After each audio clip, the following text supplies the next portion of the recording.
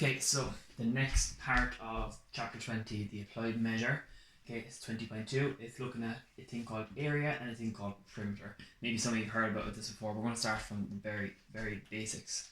So, what the area is, okay, make sure you take this down because these are really important, area and perimeter. Okay, these are the basics of chapter 20, okay, which will lead on to more chapters. So, the area is the amount of flat space that a space occupies.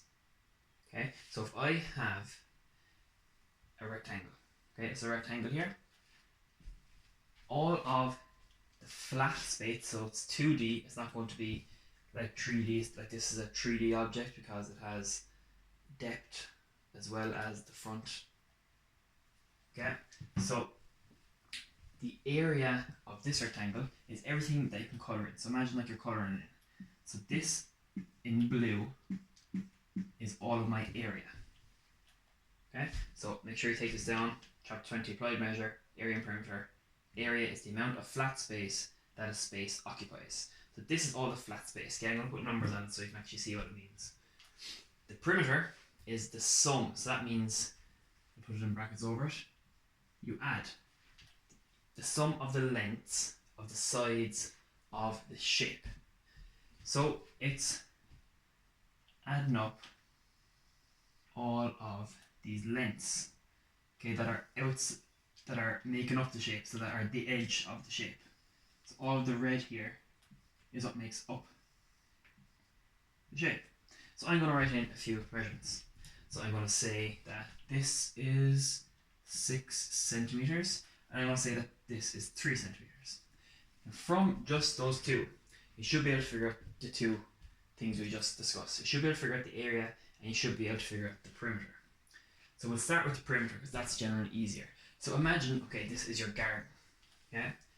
And the perimeter of your garden is what you would be walking around. So if you start here in your garden, and you walk around your entire garden, you're not going into your garden, you're walking around it. How far would you have walked? Okay? So hopefully you can see that rectangle, because this is 6 centimeters. That means that this must be 6 centimeters. That this is 3 centimeters. This must be 3 centimeters. Okay? So how you get the perimeter is the sum. So you add them all up. So the sum of this, okay, I'll do it in red, is 6 centimeters plus 6 centimeters plus 3 centimeters plus 3 centimeters.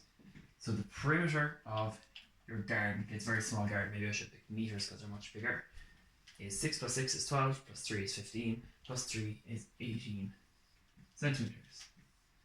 So the 18 centimeters is starting from there, walking around the outside, so following the purple and the red lines around. Now the area is a bit different. Okay, the area, okay, is everything that is inside. Okay, maybe not inside the circle. Okay, it's everything that's inside the purple lines. Okay, it's actually your garden, so it's all of your grass in your garden. Okay, so how you figure this out is you look at you only have to look at two sides. Okay, you can look at your width and look at your length. Okay, or length and width, whichever one you want to call it. All you have to do is multiply those together. So 3 centimeters times 6 centimeters.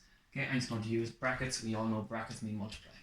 Okay, so what you do, okay, and same way with algebra, okay, imagine your centimeters are like your x. If I have a 3x multiplied by a 6x, what do you get? So do this question. So 3 by 6 is 6, 12, 18. And x by x is x squared. Okay?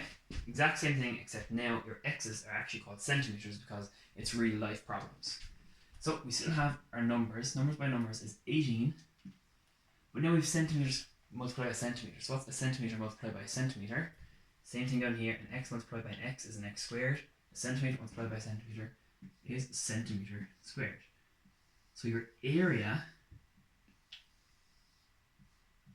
of this garden here, very small garden, okay, is 18 centimeters squared. Okay.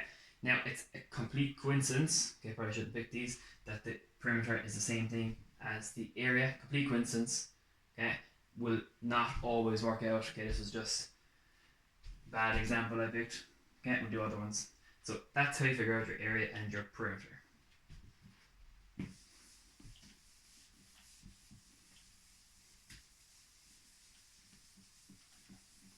Okay, a few formulas you need to know. Okay, and the first one is a rectangle. So you all know a rectangle, I just drew one there, where you have two of the sides are longer than the other two sides. So I'm going to call this side my length, and I'm going to call this side my width.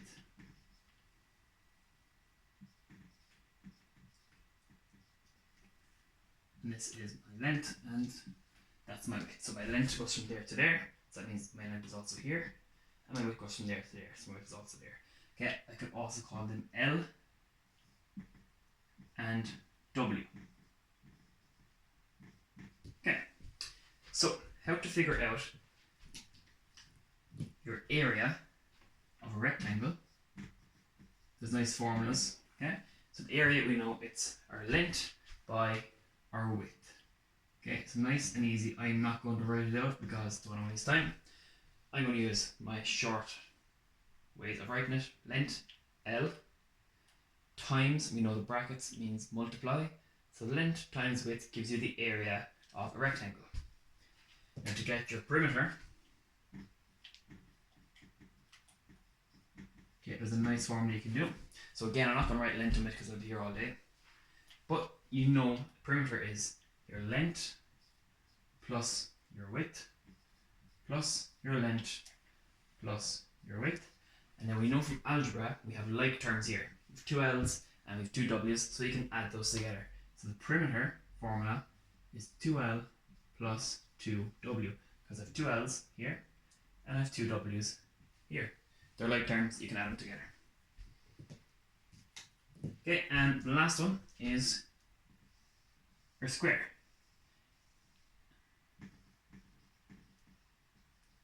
Okay, and square, very similar to a rectangle. Okay, square is actually a type of rectangle.